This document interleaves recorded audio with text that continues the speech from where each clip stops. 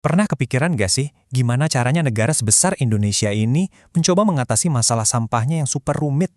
Hari ini kita bakal telusuri jejak peraturannya satu persatu untuk melihat gimana kerangka kerja yang kita punya sekarang ini terbentuk. Oke, jadi gimana sih ceritanya semua ini dimulai? Yuk kita bedah bareng-bareng, dari aturan paling dasar sampai yang paling detail, supaya kita semua bisa paham gambaran besarnya. Semuanya itu dimulai di akhir tahun 2000-an. Nah, ini momen yang krusial banget. Waktu itu, pemerintah mengambil langkah pertama yang sangat menentukan. Mereka nggak cuma bikin satu, tapi langsung dua undang-undang dasar yang jadi pilar utama buat ngurusin sampah. Coba deh kita lihat lini masa ini. Yang bikin menarik tuh strateginya. Dari awal, pemerintah langsung membagi masalah sampah jadi dua jalur yang benar-benar beda. Ini langkah yang pinter banget dan bakal nentuin semua kebijakan ke depannya. Jadi gini, di satu jalur ada UU 18 tahun 2008.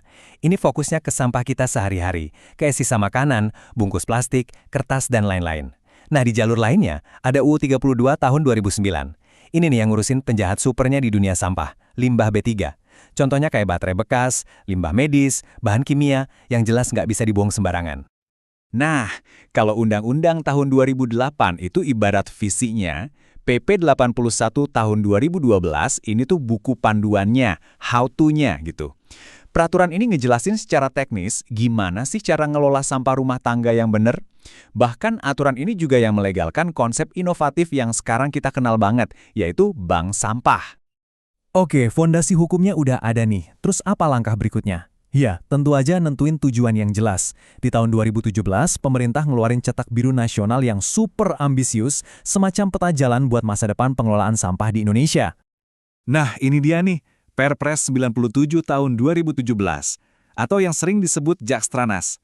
Ini bukan sekedar aturan biasa loh, ini tuh kayak janji nasional. Tujuannya buat nyatuin semua daerah, dari Sabang sampai Merauke, biar punya satu visi yang sama buat ngurangin dan nanganin sampah. Target pertamanya jelas banget, 30%. Ini bukan soal ngelola sampah yang udah ada, tapi gimana caranya supaya sampah itu, nggak pernah ada dari awal. Bayangin, hampir sepertiga sampah yang biasa kita hasilin, ditargetkan buat dihilangkan dari sumbernya. Terus, gimana dong sama sisa sampahnya? Nah, target keduanya adalah menangani 70% sampah yang masih ada dengan cara yang benar. Artinya, sampah nggak cuma ditumpuk di TPA, tapi harus diolah lagi, didaur ulang, atau mungkin diubah jadi energi. Oke, strategi nasional udah ada. Fokusnya pun mulai makin tajam ke salah satu biang kerok yang paling kelihatan, plastik sekali pakai. Inilah momen di mana kebijakan besar di tingkat nasional mulai diterjemahkan jadi aksi nyata di daerah-daerah. Nah, coba lihat deh daerah-daerah ini, dari Bali, Bogor, sampai Jakarta. Dorongan nasional ini ternyata memicu gelombang aksi di tingkat lokal. Pemda-pemda mulai bikin aturan sendiri buat perang lawan plastik, dan ini nyiptain efek domino yang positif ke seluruh negeri. Lalu di tahun 2019, ada pergeseran yang, penting banget. Pemerintah tuh kayak bilang ke para produsen, kemasan produk kalian itu tanggung jawab kalian juga loh sampai akhir. Nah, itulah intinya EPR, atau Extended Producer Responsibility. Ini maksa perusahaan buat mikirin nasib kemasannya, bahkan setelah produknya habis dipakai sama kita. Perjalanannya nggak berhenti di situ loh. Beberapa tahun terakhir ini, kita lihat kerangka kerjanya terus beradaptasi.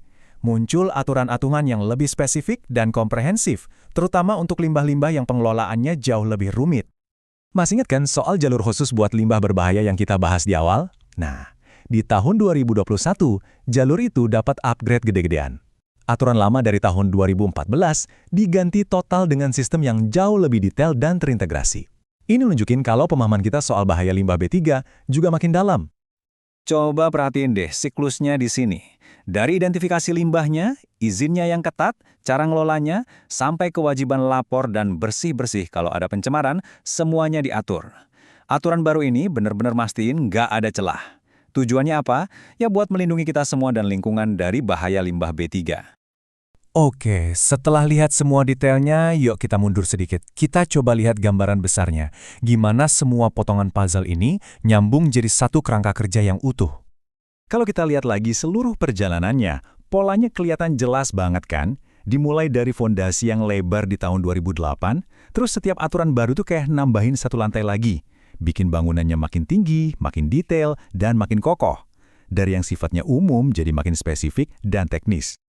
Jadi Indonesia ini udah punya kerangka hukum yang jujur keren banget.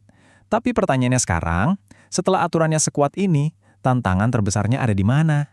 Apa di implementasinya, penegakan hukumnya, atau di kesadaran kita semua sebagai masyarakat? Nah, jawaban dari pertanyaan itulah yang bakal nentuin masa depan pengelolaan sampah di negara kita. Terima kasih banyak udah nyimak.